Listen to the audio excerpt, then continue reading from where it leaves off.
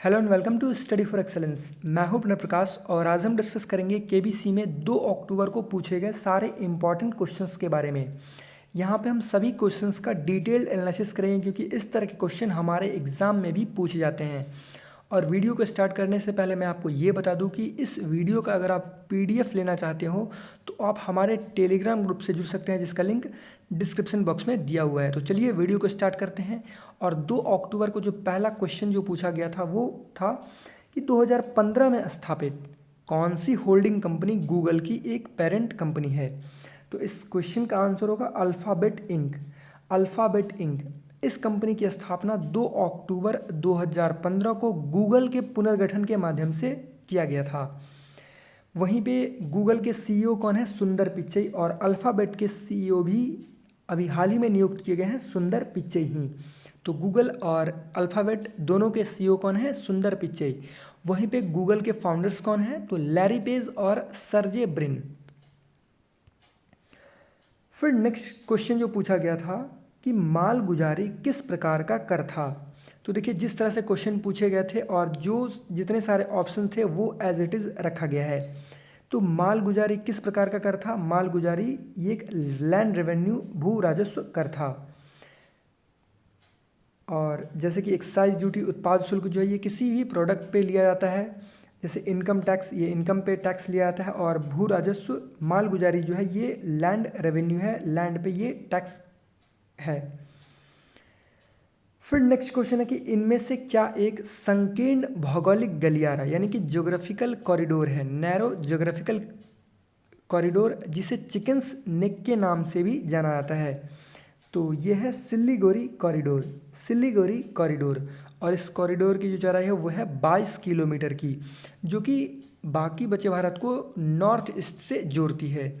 यहाँ पे आप मैप में देख सकते हैं ये सिल्लीगुड़ी जो है ये वेस्ट बंगाल में है। और ये जो पार्ट जो आप देख रहे हैं ये 22 किलोमीटर का पार्ट है जिसे हम चिकन्स नेक कहते हैं, जो कि बाकी बचे सिक्किम और बाकी बचे नॉर्थ ईस्ट को भारत से जोड़ती है।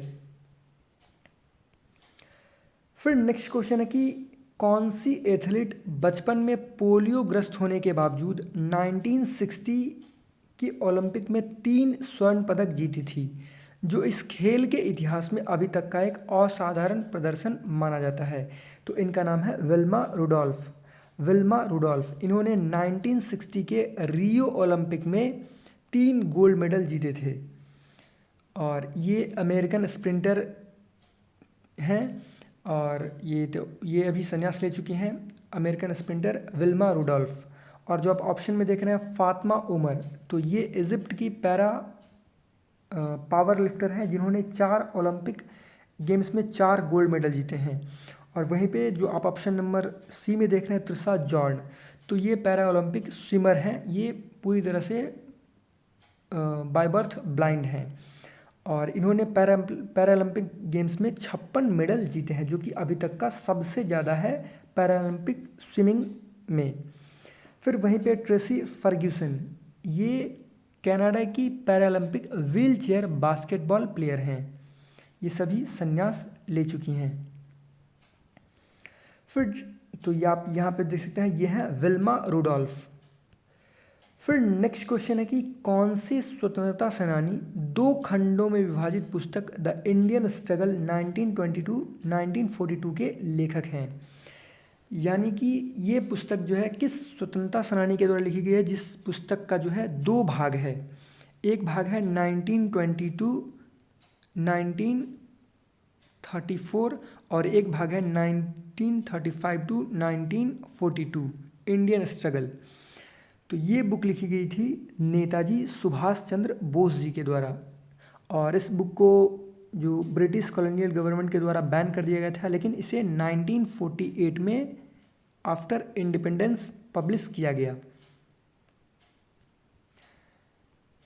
देखिए नेताजी सुभाष चंद्र बोस जी के द्वारा बहुत सारी बुक लिखी गई है और ये क्वेश्चन भी इम्पॉर्टेंट हो जाता है कि कौन कौन सी बुक, जैसे कि एक बोभिस्यूत भारत जो कि बंगाली में बुक लिखी गई है नेताजी सुभाष चंद्र बोस जी के द्वारा। फिर नेताजीर बानी, ये भी बंगाली में। An Indian Pilgrim in Burmese prisons, जो कि शिशिर कुमार बोस के साथ लिखी गई है। आज़ाद हिंद, ये भी शिशिर कुमार बोस के साथ लिखी गई है।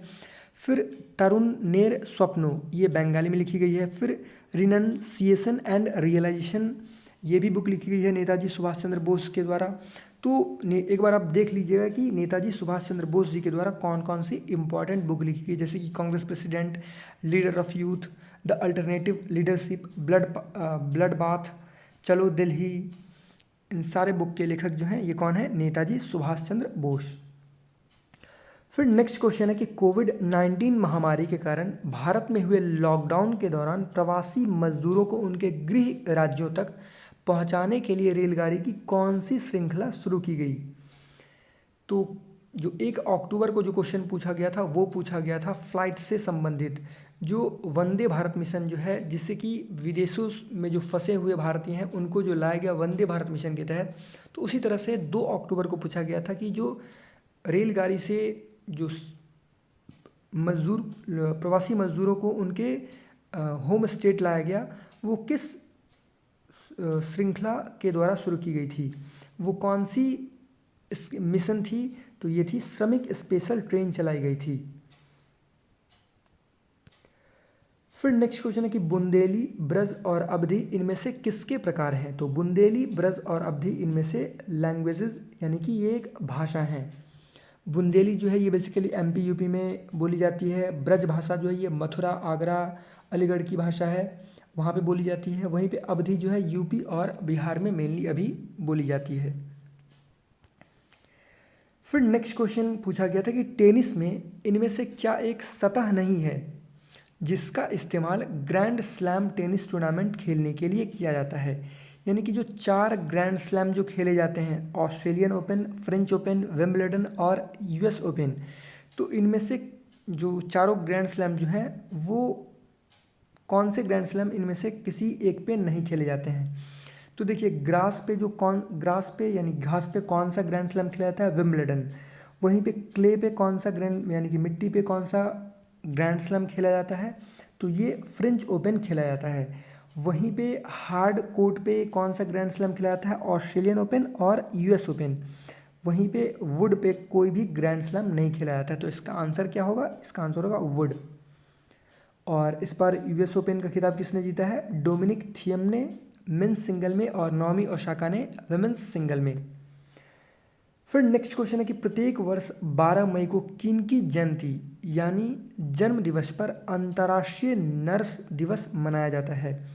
तो 12 मई को फ्लोरेंस नाइटिंगेल के जन्म दिवस पर अंतर्राष्ट्रीय नर्स दिवस मनाया जाता है हर एक साल। फिर नेक्स्ट क्वेश्चन है कि उदयपुर सौर वेधशाला किस झील में स्थित है। तो उदयपुर सोलर ऑब्जर्वेटरी ये फतेह सागर लेक में स्थित है और ये एक आर्टिफिशियल लेक है और ये उदयपुर में है। वहीं पे लेक पिचोला भी जो है ये भी राजस्थान में है, राजसमंद लेक ये भी राजस्थान में है, स्वरूप सागर लेक ये भी राजस्थान में है और चारों के चारों लेक ये आर्टिफिशियल लेक हैं। तो आप यहाँ पे देख सकते हैं ये है उदयपुर सोलर ऑब्जर्वेटरी। फिर नेक्स्ट क्वेश्चन पूछा गया था कि हड़प्पा सभ्यता से संबंधित किस ऐतिहासिक स्थल का नाम एक प्रकार के आभूषण के नाम पर पड़ा है। तो कालीबंगन जो कि हड़प्पा सभ्यता का स्थल है, इसका नाम आभूषण के नाम पर पड़ा है, बैंगल्स, क्योंकि यहाँ पे कालीबंगन में जो खुदाई हुई थी तो यहाँ पे बहुत सारे ज्वेलरी मिले थे। देखिए कालीबंगन जो है ये कहाँ पे है, राजस्थान में है। और इसकी जो खोज की गई थी कालीबंगन की वो किसके द्वारा की गई थी, लुइजी पियायो टेरेस्ट्री के द्वारा, जो कि एक लिंग्विस्ट थे। और वहीं पे इसको जो बताया गया था कि ये एक हड़प्पन सिविलाइजेशन साइट है, वो किसके द्वारा बताया गया था, अमलानंद घोष जी के द्वारा। वहीं पे जो इसकी खुदाई की गई थी वो किनके द्वारा की गई थी, बीबी लाल एंड बालकृष्ण थापर जी के द्वारा। वहीं पे जो आप ऑप्शन नंबर बी में देख रहे हैं लोथल, ये कहाँ पे है, लोथल ये गुजरात में है और ये एक पोर्ट सिटी हुआ करती थी हड़प्पन सिविलाइजेशन के समय काल में। वहीं पे धौलावीरा ये भी गुजरात में है और मीताथल ये हरियाणा में है। फिर नेक्स्ट क्वेश्चन पूछा गया था कि अप्रैल 2020 में किस देश के राष्ट्रपति ने भारत के द्वारा किए गए चिकित्सा सहायता की तुलना हनुमान जी द्वारा लाई गई औषधि से की। तो ये किस देश के राष्ट्रपति के द्वारा इस तरह की तुलना की गई थी? ब्राज़ील के राष्ट्रपति जायर बोल्सोनारो के द्वारा ये कहा गया था, जब उन्हें भारत की तरफ से हाइड्रोक्सीक्लोरोक्विन दवाएं भेजी गई, तब उन्होंने कहा था कि जिस तरह से हनुमान जी ने जो हिमालय से जो औषधि लाई थी और लक्ष्मण जी जब मूर्छित हो गए थे तो उनकी जान बचाई गई थी इस औषधि के द्वारा, तो उसी तरह से प्रधानमंत्री मोदी ने सभी देशों की वो हेल्प कर रहे हैं और साथ ही साथ ब्राज़ील की भी हेल्प कर रहे हैं। फिर नेक्स्ट क्वेश्चन पूछा गया था कि इनमें से किसने मुख्यमंत्री और राज्यपाल दोनों पदों पर काम नहीं किया है? तो आनंदीबेन पटेल ये मुख्यमंत्री रह चुकी हैं गुजरात की और अभी प्रेजेंट टाइम पे यूपी और एमपी की गवर्नर हैं। वहीं पे सुशील कुमार शिंदे ये सीएम रह चुके हैं महाराष्ट्र के और तमिलनाडु के गवर्नर भी रह चुके हैं।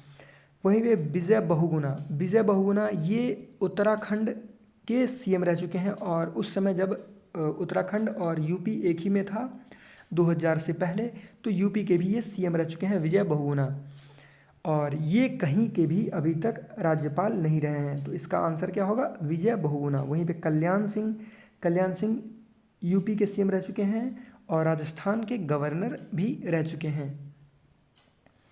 फिर नेक्स्ट क्वेश्चन पूछा गया था कि सितंबर 2019 में इंटरनेशनल एस्ट्रोनॉमिकल यूनियन ने एक लघु ग्रह का नाम इनमें से किस भारतीय संगीतज्ञ के नाम पर रखा?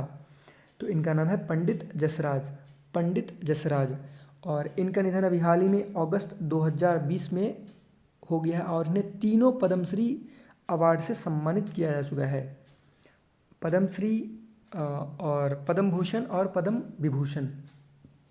तो ये आप ध्यान में रखिएगा। देखिए और भी क्वेश्चन पूछे गए थे जैसे कि ऑडियो वाले क्वेश्चन, वीडियो और इमेजेस वाले क्वेश्चन, तो उन क्वेश्चंस को यहाँ पे हम डिस्कस नहीं कर रहे हैं क्योंकि वो हमारे एग्ज़ाम्स के पॉइंट ऑफ व्यू से भी इम्पॉर्टेंट नहीं है। तो ये है वीडियोकांत। आई होप आपको ये वीडियो अच्छा लगा हो, और अगर आपको ये वीडियो अच्छा लगा हो तो प्लीज़ इसको लाइक कीजिएगा, इस वीडियो को शेयर कीजिएगा और हमारे चैनल स्टडी फॉर एक्सेलेंस को सब्सक्राइब कीजिएगा जिससे आपको आने वाली वीडियो मिलती रहे। धन्यवाद।